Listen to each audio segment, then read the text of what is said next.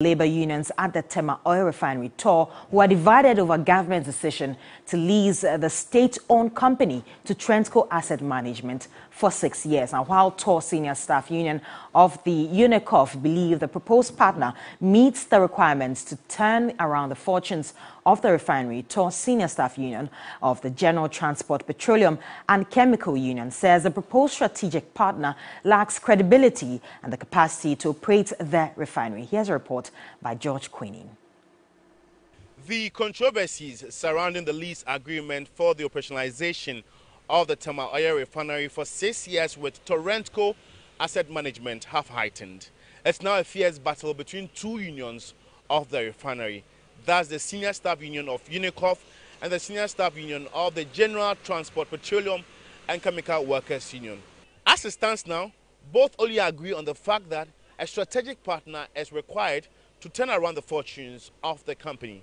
Aside that, a whole lot is involved. This is what is the most credible thing on table now. Let's start with it. If there's any person who thinks that he has a better offer, write to the board. There's a clause that you can buy them off and take over. So what is the big deal about all these things? If you get to a certain age and you are being pushed to marry, do you just rush into anybody to get married to? At least not that I'm in the time of getting married, so I'll just rush into it. The question is this. What is it? That is why there's a due diligence report. What are those questions? What has those questions been raised? And what are the answers to it? And we are asking the simple question, whatever has come out of the due diligence report, let those questions be answered.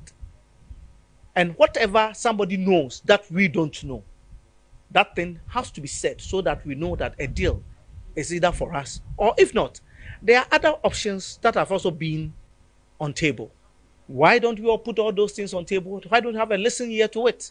On the other hand, the senior staff union of UNICOF are saying that workers are tired of the refinery story and they want it solved once and for all. And so Trentco is best placed for the job. We know where all these noises are coming from. And we do believe that there are some big men who wanted to control the economic interests of the refinery and could not get. And so let me create all this hula baloo and destroy it at all costs. But I think it's not proper.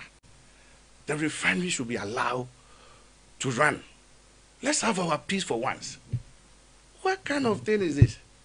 Until a strategic partner is secured for the operationalization of the refinery, TOR would have to deal with huge indebtedness to GRA and other statutory organizations, product accounting losses, and a debt overhang of some $500 million.